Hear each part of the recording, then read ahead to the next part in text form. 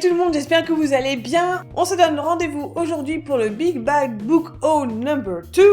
Aujourd'hui, ça va être, je pense, un petit peu plus short. Donc aujourd'hui, je vous propose la thématique des contes de fées puisque j'ai dans tout ce book haul quelques bouquins sur les contes de fées à vous présenter. Donc évidemment, dans cette sélection de livres, j'aurais pu mettre La Princesse aux Perles que je vous ai présentée au book haul dernier, mais bon, comme je vous en ai déjà parlé, je ne reviens pas dessus, mais il aurait pu être dedans. Alors pour commencer, je vais vous présenter cet énorme bouquin. Il s'agit des plus beaux récits merveilleux, c'est aux éditions Grund.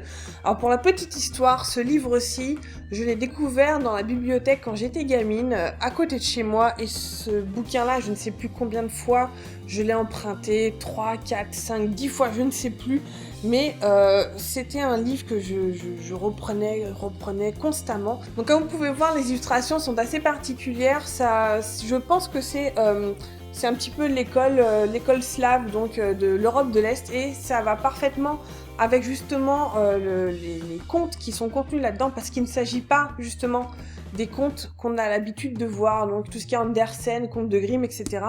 Ce sont des contes surtout d'Europe de l'Est, et il y en a certains dont je me souvenais encore maintenant, alors que ça fait, je sais pas, 20 ou 25 ans que j'ai lu ce livre, et des contes qui me sont vraiment restés gravés dans la mémoire. Et quand j'ai vu que ce livre-ci était déjà plus du tout, évidemment, édité par les éditions Grund, et qu'il était en dispo sur Price Minister, j'ai sauté sur l'occasion. Je sais plus si celui-là c'était sur Price Minister ou sur Amazon, enfin bref, voilà, je l'ai eu d'occasion et je suis extrêmement contente parce que voilà, ce bouquin-là, c'est vraiment une Madeleine de Proust pour moi, et je voulais absolument l'avoir dans ma bibliothèque pour éventuellement pouvoir le relire quand j'en ai envie. Si un jour j'ai des enfants, je pourrais leur lire des contes qui sortent un petit peu de l'ordinaire. Et ensuite, on retombe sur un autre conte de fées qui n'est pas du tout, justement, un petit peu dans le mainstream Disney du conte de fées. Il s'agit de celui-ci, que j'adore, mais de tout mon être. Il s'agit de À l'est du soleil et à l'ouest de la lune. C'est illustré par P.G. Lynch. Alors, non seulement le conte est juste génial, c'est une adaptation, c'est un conte qui, je crois, est suédois, en tout cas scandinave, mais qui a été extrêmement inspiré par la légende de Eros et Psyché. Si vous avez l'occasion d'aller voir sur Wikipédia, vous trouverez ça. Mais c'est une légende assez connue de la mythologie grecque. Et là, vous avez une adaptation scandinave, donc avec des ours blancs, etc. Et celui-ci, je l'adore par-dessus tout, notamment parce qu'il a été illustré par P.G. Lynch. C'est un illustrateur irlandais, si je ne dis pas de bêtises. Et l'intérieur de ce bouquin est juste à tomber par terre. Je vous montre juste quelques... Évidemment, je parle pas. Je vous montre par exemple celle-ci qui est juste somptueuse. Les couleurs, il y a tout, en fait, il y a tout qui est super joli. Je sais pas ce que c'est, si c'est de la gouache ou de l'acrylique, enfin je sais pas du tout quelle technique c'est. En tout cas, je pense que c'est de la technique traditionnelle. Et il y a des planches, ça fait penser à Georges de la Tour, qui est juste somptueux. J'adore le côté un peu classique, un peu classique des illustrations. Je vous montre que ça, mais alors ce livre-ci, si vous avez l'occasion de mettre la main dessus, dans une brocante, sur Price Minister ou quoi, il coûte pas très cher, et je peux vous dire que vous allez en avoir plein les yeux, que ce soit pour le conte écrit ou alors pour les illustrations.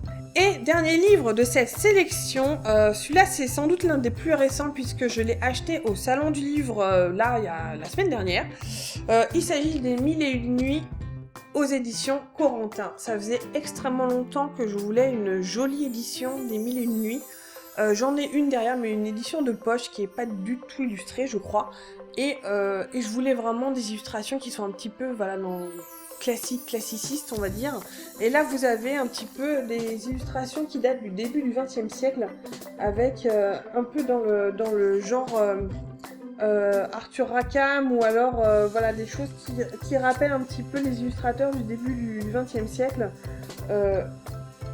Comme celui qui avait participé, j'ai oublié son nom, chez Disney pour illustrer pour aider à designer en fait la Blanche-Neige. Et j'essaie de vous trouver des illustrations sympas. Mais vous avez voilà, des choses qui sont un petit peu voilà, très classiques, avec donc plein d'histoires qui sont tirées des Mille et une nuits. Vous avez chez les éditions Corentin, qui est une petite édition, je crois, je sais plus si c'est du Pays de la Loire ou de quelle région, je saurais même plus vous dire.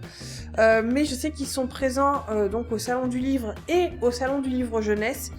Et leur spécialité, c'est justement d'éditer des contes de fées avec des illustrations voilà, du début du XXe siècle, donc pas du tout un peu moderne, un peu déstructuré ou je ne sais quoi, avec de vraies belles et jolies illustrations. Voilà, et donc aujourd'hui j'ai enfin les Mille et une nuits. J'avais acheté le bal des 12 princesses chez eux, donc l'année dernière ou il y a 2 ans, au Salon du Livre de Montreuil. Et voilà, les illustrations sont juste somptueuses. Voilà, j'en ai fini avec ce Big Bad Book Haul number 2. On a fini avec les contes de fées. Et je vous retrouve très très vite pour le Big Bad Book Haul numéro 3. Ciao. Vous avez sans doute pu voir un petit peu chez certaines booktubeuses qui l'ont reçu également comme moi, ce magnifique ouvrage de cet auteur